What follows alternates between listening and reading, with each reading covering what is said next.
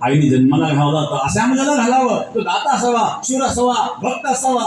जननी जनेसो भक्त जने दाता या शूर, नाही तो जननी वांज भली त्यापेक्षा वांज राहिलेलं बरं. अतिरेकेची आई होण्यापेक्षा वांज राहिलेलं बरं.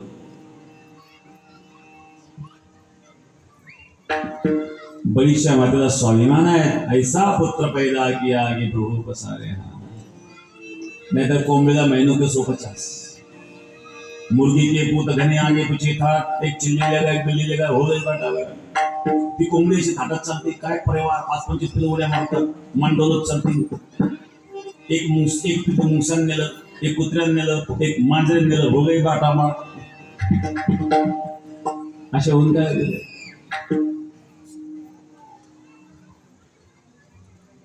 तर अशा प्रकारे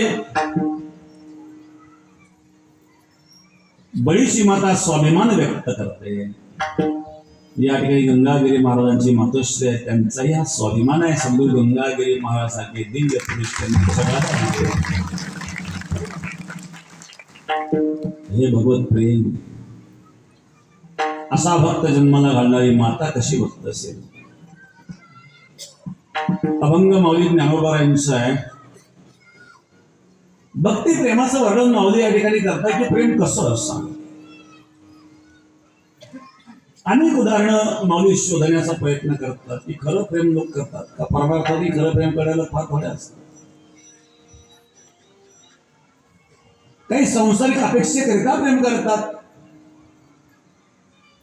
4 प्रकारचे भक्त जे गीतेत भगवंतांनी सांगितलं. चक्रविदा भजन प्रेमाम जना सुकृत नोजनम आर्थ जिज्ञासुरतार्थिक ज्ञानींच्या भरतर्षभ. अर्थ अर्थार्थी जिज्ञासू ज्ञानी 4 प्रकारचे लोक मला बसतात.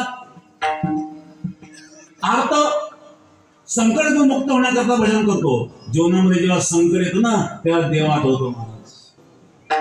कोरोना काळामध्ये ज्याला कोरोना झाला त्याने विचार कसा देव आठवत होता.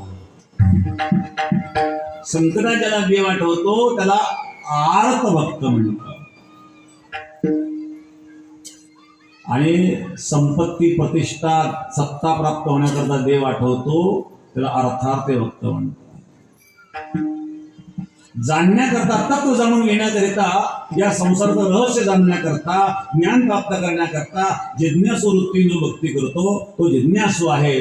आणि यथार्थ रीतीने परमतत्व ज्याला कळालं तो ज्ञानी आहे.